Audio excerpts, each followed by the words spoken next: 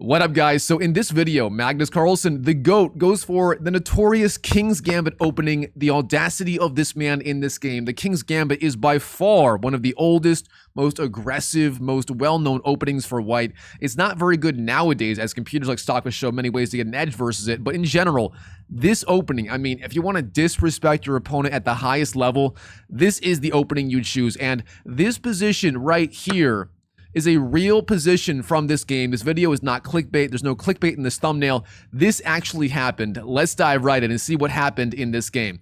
All right, in the game here, Magnus playing as white, opens with 1e4, and then we have, yes, the King's Gambit opening. And the idea behind this opening is simple. White here is trying on purpose to sacrifice this pawn on f4. The point being, if black takes on f4, at some point white could go d4, getting two very strong pawns on the d4 and the e4 squares. That is the entire idea behind it. And from there, white's going to attack with knight f3, bishop c4, castles, and so on, all lining up against the black king on the e8 square. From here, black does take on f4 with e takes, and now Magnus on move 3. He does not play the main line, knight f3. Oh no. He also does not play the second most common move, bishop c4. Oh no. Instead, he plays the move here, knight to c3. Now, this is a very strange move. I mean, knight c3, why on earth would you play this move right here? It's not really doing anything, and the reason you go knight f3 in the first place is white has to guard the h4 square. If white goes here, black cannot go queen to h4, but when you go knight c3 like this, queen to h4 is possible, and if black does that, white is almost forced to go king to e2, the bomb cloud style move.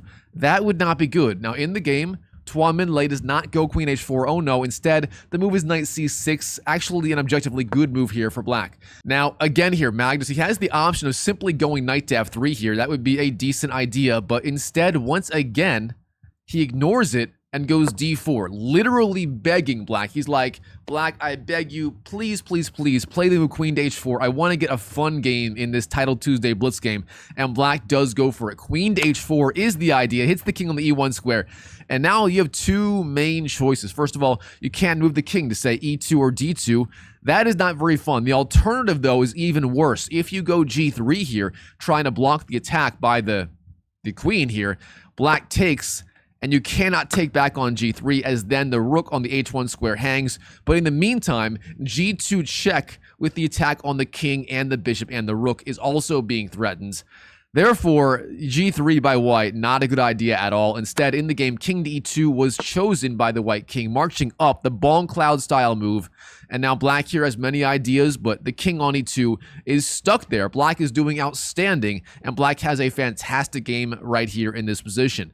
Now, what do you want to do as black here as Tuan Min-lei? How do you punish the GOAT for this audacious king to e2 bomb cloud style opening in the King's Gambit? Well, there are many options. You can go g5, you can go d5, you can go queen to h5 check, hitting the king.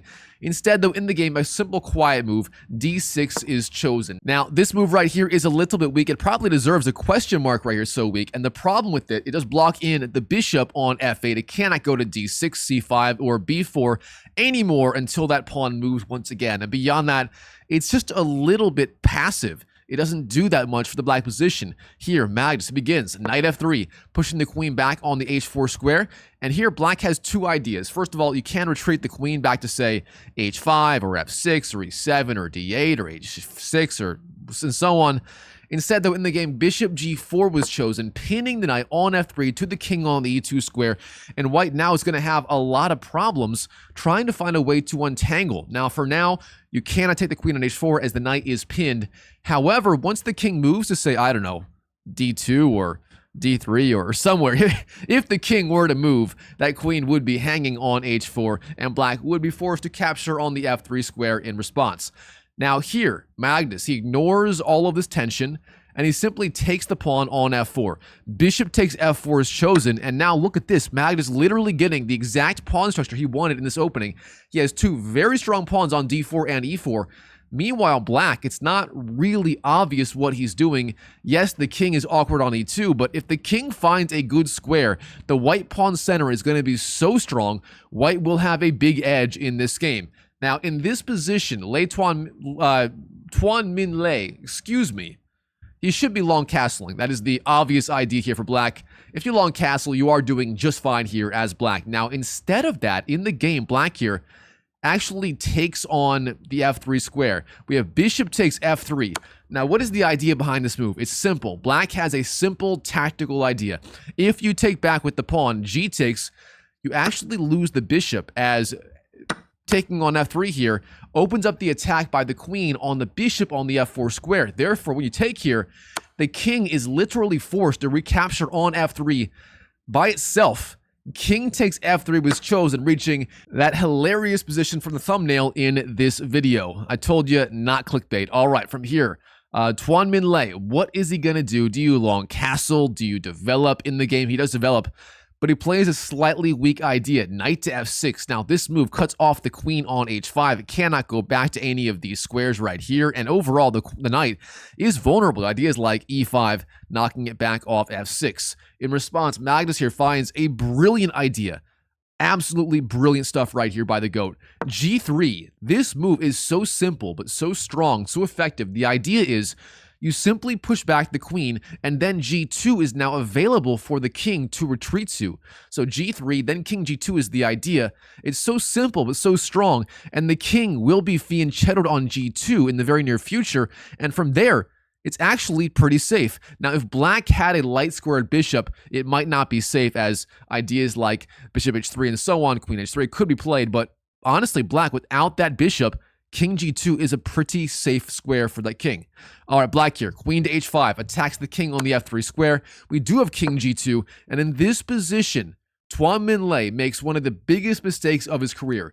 He heads to an endgame versus Magnus. He trades on d1. Queen takes d1 is the move. Rook takes d1 is the response. And in this position, I mean, you do not want to go for an endgame versus the GOAT. That's my opinion. He's just too strong in that part of the game. He's simply unmatched, unequaled, unrivaled.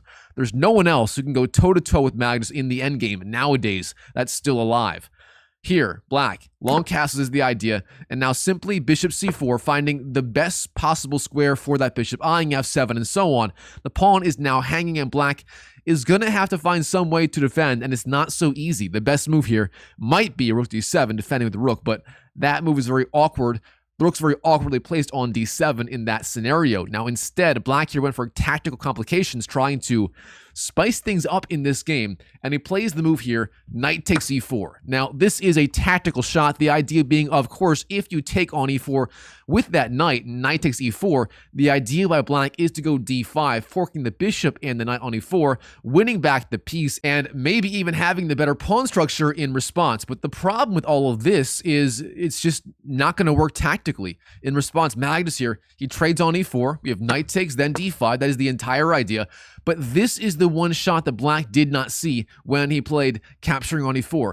Magnus here finds the very simple idea of knight g5, attacking f7, and this is the problem. If you defend f7 with, say, rook d7, the bishop goes back to b3, d3, b5, wherever, and white does not lose the piece. Therefore, black here is literally forced to capture on c4, but when you do that, the knight jumps into f7, forks the rook, and white here is just completely winning in this endgame. I told you, don't go for an equal endgame versus the GOAT. It is not a good idea. It will not end well. In the game, black does take on c4. D takes c4. Magnus, knight takes f7 is the response, and then we have bishop e7.